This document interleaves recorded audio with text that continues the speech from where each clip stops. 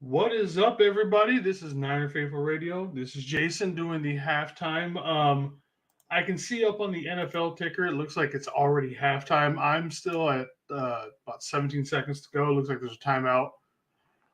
So we'll wait for a few people to pop in and out, kind of a thing for right now. But like I said, I'm going to end up watching the end of the game, just like, or excuse me, up to the half, because it looks like now we have 3 seconds left. Looks like there was a pass to Croft. And then take another timeout. So far, we should be up on this team, or we should be up in this game a whole lot more. We have dominated this game for the most part. There's no reason why we're only winning 7-0. Let's see what's on the ticker here. Like I said, I'm watching off a stream, so I'm going to be behind on the actual game. Oh, so now they push it back to 4 yards. Let's see. Are we just going to kneel down for Trey, or do we? Oh, yeah, maybe he's in the gun.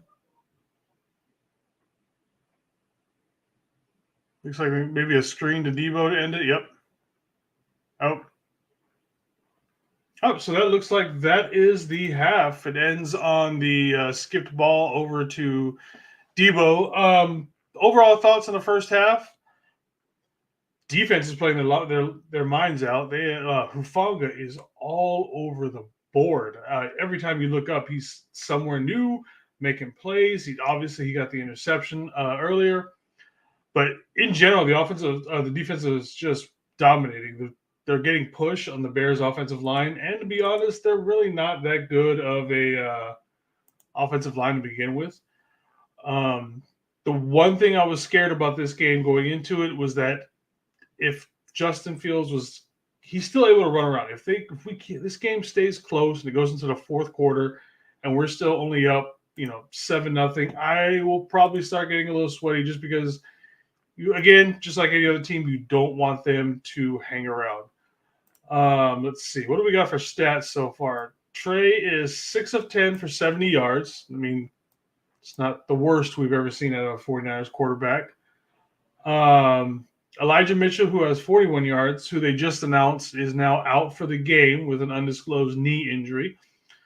And then right behind him is going to be Debo. So the wide back thing everybody was predicting was going away is definitely not going away.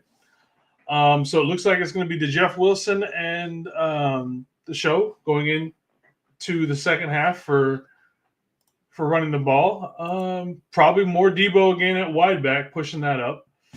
Brandon Ayuk with 7.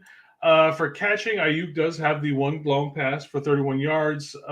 Ray has the one for 20.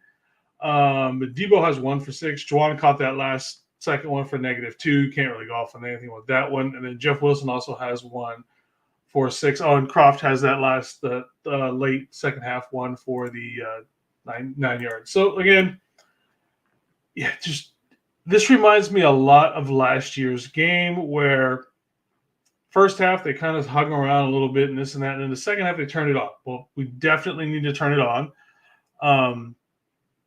Again, overall, Alonzo, you are correct. I think, dry ball game, this is a completely different game. I don't know if you saw what it looks like.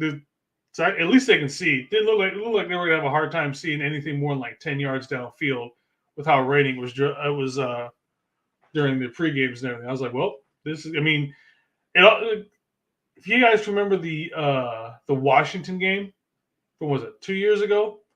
Where we had the Bosa slide and everything like that. This is reminding me a lot like this.